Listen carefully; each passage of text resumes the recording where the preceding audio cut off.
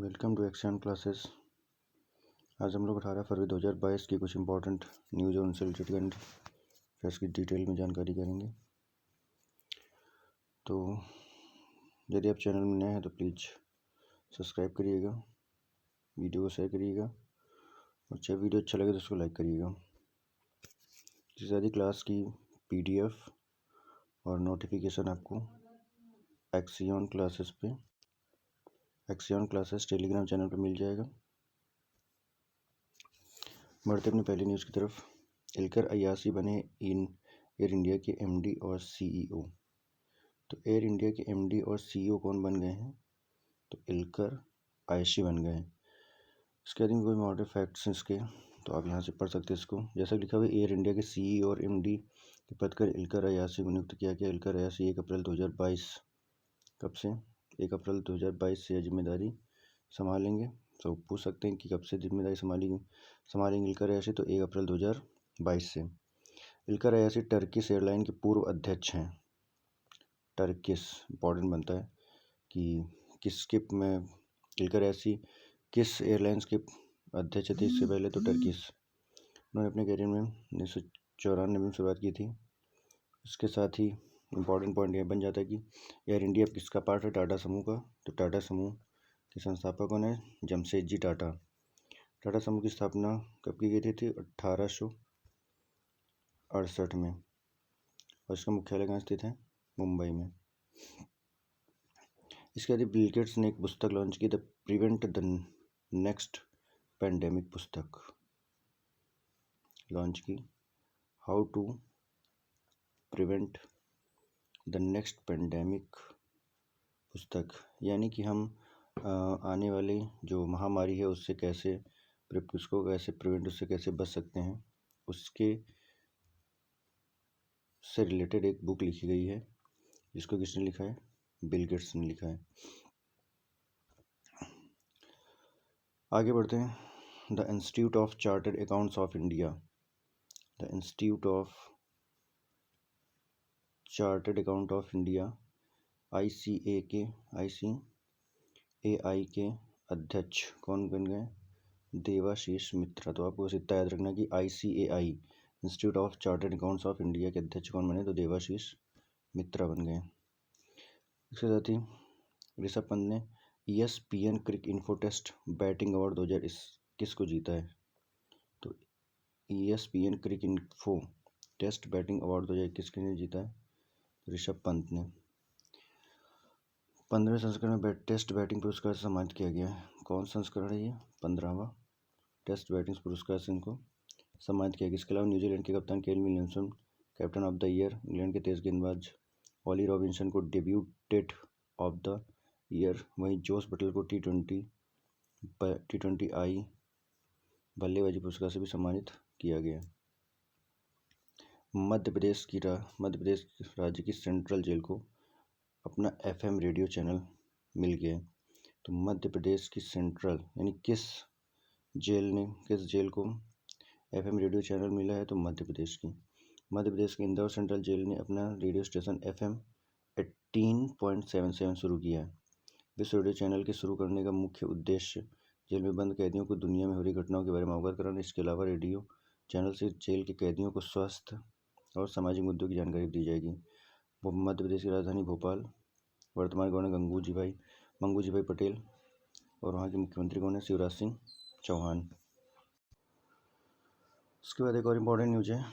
Pankaj Tripathi agritech startup company cross network के brand ambassador बने।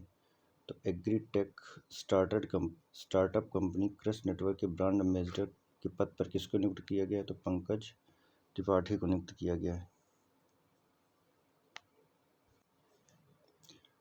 इसके साथ इस मोबाइल एप्लीकेशन जिसको IIT खड़गपुर के पूछत आशीष मिश्रा ने सिद्धांत भवन का द्वारा लॉन्च किया गया। तो बस इतना आपको याद रखना कि agritech startup company cross network के ब्रांड एम्बेसडर के तौर पर किसको नियुक्त किया गया? तो पंकज त्रिपाठी को नियुक्त किया गया। डॉक्टर वीरेंद्र कुमार ने शुरू की ट्रांसजेंडर समुदाय भिखारियों के लिए स्माइल योजना। ट्रांसजेंडर समुदाय और भिखारियों के लिए एक योजना लॉन्च की है जिसका नाम क्या है? स्माइल योजना। और किसने लॉन्च की है? डॉक्टर वीरेंद्र कुमार ने लॉन्च की है। और ये है क्या, केंद्रीय सामाजिक न्याय मंत्री डॉक्टर वीरेंद्र कुमार ट्रांसजेंडर समुदाय और भिखारियों के लिए स्माइल योजना शुरू की है। स्माइल योजना का पूरा मतलब sports for marginalise individual for livelihood and enterprises. इस नई अम्ब्रेला योजना का उद्देश्य ट्रांसजेंडर समुदाय और भीख मांगने में कार्य में लगे लोगों को कल्याणकारी सेवाएं प्रदान करना है। इसके लिए केंद्रीय मंत्रिमंडल 2021-22 से 2025-26 तक 5 सालों के लिए योजना के लिए 365 करोड़ रुपए जारी किए हैं। तो स्माइल योजना किसने शुरू की? डॉक्टर वीरेंद्र कुमार ने शुरू की। और किसके लिए शुरू की है? तो ट्रांसजेंडर और भिखारियों के लिए शुरू की है। इसके यदि भारत व्यवसाय शुरू करने में आसानी के मामले में चौथा स्थान पर है। यानी कि भारत में दुनिया में जितने भी देश हैं उसमें बिजनेस जहाँ पे शुरू करना है तो उसमें से आसान से सरल तरीके से बिजनेस कहाँ पे जल्दी शुरू हो सकता है, तो उस नंबर पे भारत चौथे स्थान पर है। ठीक है। दुबई एक्सपो में अनावरण की गई ग्लोबल एंटरप्रेन्योरशिप मॉनिटरिंग रिपोर्ट में नया व्यवसाय शुरू करने में आसानी के मामले में भारत चौथे स्थान पर रहा। विश्व में नया व्यवसाय शुरू करने के मामले में सऊदी अरब पहले स्थान पर, पहले पे सऊदी अरब है, दूसरे पे नीदरलैंड है। नीदरलैंड की राजधानी क्या है? हेग। इसके साथ ही और तीसरे स्थान पर स्वीडन है। तो पहले पर सऊदी अरब, दूसरे पर नीदरलैंड और तीसरे पर स्वीडन। स्वीडन की राजधानी क्या है? स्टॉकहोम।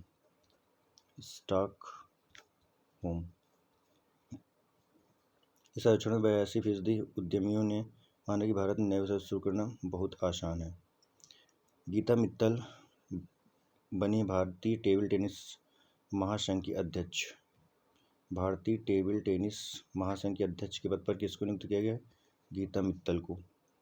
जम्मू कश्मीर उच्च न्यायालय की पूर्व न्यायाधीश गीता मित्तल को भारतीय टेबल टेनिस महासंघ के संचालक प्रशासकों की समिति के अध्यक्ष के रूप में नामित किया गया। वहीं न्यायमूर्ति रेखा पल्ली ने वरिष्ठ अधिवक्ता चेतन मित्तल और एथलीट SD मुदगिल को समिति का सदस्य भी चुना है। इसके बाद टेबल टेनिस ऑफ इंडिया के प्रेसिडेंट कौन है? Dushyant Chautala. Table tennis federation of India का मुख्यालय कहाँ है? तो नई Delhi. Table tennis federation of India की स्थापना कब की गई? 1926 में। महाराष्ट्र ने कैंसर से बचाव के लिए एक होप एक्सप्रेस मशीन लॉन्च की है। Hope express machine. इसके राजस्थान सौर विद्युतीकरण के तहत सौभाग्य योजना के तहत अंतर्गत शीर्ष पर रहा। सौर विद्युतीकरण करने के लिए एक योजना शुरू की जिसका नाम है सौभाग्य योजना। उस योजना के तहत राजस्थान शीर्ष पर रहा। इसके साथ ही सौभाग्य योजना के तहत राजस्थान में 1,23,682 घरों में विद्युतीकरण किया गया। इसे दूसरे स्थान पर छत्तीसगढ़ रहा है, तीसरे स्थान पर उत्तर प्रदेश और चौथे पर असम रहा है। तो पहले पर राजस्थान, दूसरे पर छत्तीसगढ़, तीसरे पर उत्तर प्रदेश और चौथे स्थान पर असम, पाँचवें स्थान पर आपका बिहार रहा है। हिमाचल प्रदेश और सिक्किम के पहाड़ी राज्यों और केंद्रशासित प्रदेश जम्मू कश्मीर सौभाग्य योजना के तहत शून्य लाभार्थी रहे। तो आपसे पूछ सकते हैं शून्य पर कौन रहे? तो हिमाचल प्रदेश, सिक्किम और केंद्र शासित प्रदेश Jammu Kashmir. BOB India first life insurance ने यूनियन बैंक में 21% की हिस्सेदारी का अधिग्रहण कर लिया है। बैंक ऑफ बड़ौदा की स्थापना 1908 में, मुख्यालय गुजरात, उसके निदेशक कौन है? संजीव चड्ढा। राष्ट्रीय उत्पादकता दिवस 12 फरवरी 2022 को मनाया जाता है। इसका उद्देश्य है कि जो उत्पादकता दिवस इसलिए मनाया जाता है ताकि जो उत्पाद है उनकी उत्पादकता और उनकी गुणवत्ता के प्रति लोगों को जागरूक किया जा सके। इसके राष्ट्रीय उत्पादकता परिषद के महानिदेशक कौन है? अरुण कुमार झा। राष्ट्रीय उत्पादकता परिषद की स्थापना कब की गई? 1958 में। इसका मुख्यालय कहाँ है? नई दिल्ली में। डाबर बनी भारत में 100% प्लास्टिक न्यूट्रल कंपनी। तो भारत की 100% प्लास्टिक न्यूट्रल कंपनी कौन सी बनी है? तो डाबर कंपनी के CEO कौन है? मोहित मल्होत्रा। डाबर कंपनी का मुख्यालय कहाँ स्थित है? गाजियाबाद। इसकी स्थापना कब हुई थी? 1884। इसके साथ ही बिहार के खादी ब्रांड के एम्बेसडर के तौर पर किसको नियुक्त किया गया? तो मनोज तिवारी को नियुक्त किया गया। इजराइल हवाई क्षेत्र में ड्रोन उड़ाने की अनुमति देने वाला पहला देश बन गया है। पहला देश, नागरिक हवाई क्षेत्र में ड्रोन उड़ाने वाला पहला देश कौन बन गया? तो इजराइल। इजराइल की राजधानी यरूशलेम।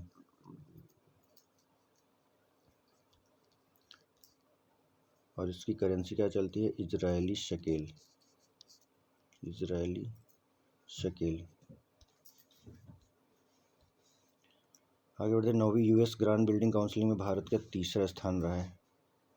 9वीं यूएस ग्रीन बिल्डिंग काउंसिल में भारत तीसरे स्थान पर रहा। साल 2021 में leadership and energy environmental design के लिए यूनाइटेड स्टेट्स के बाहर से शीर्ष 10 देशों की 9वीं रैंक जारी की गई।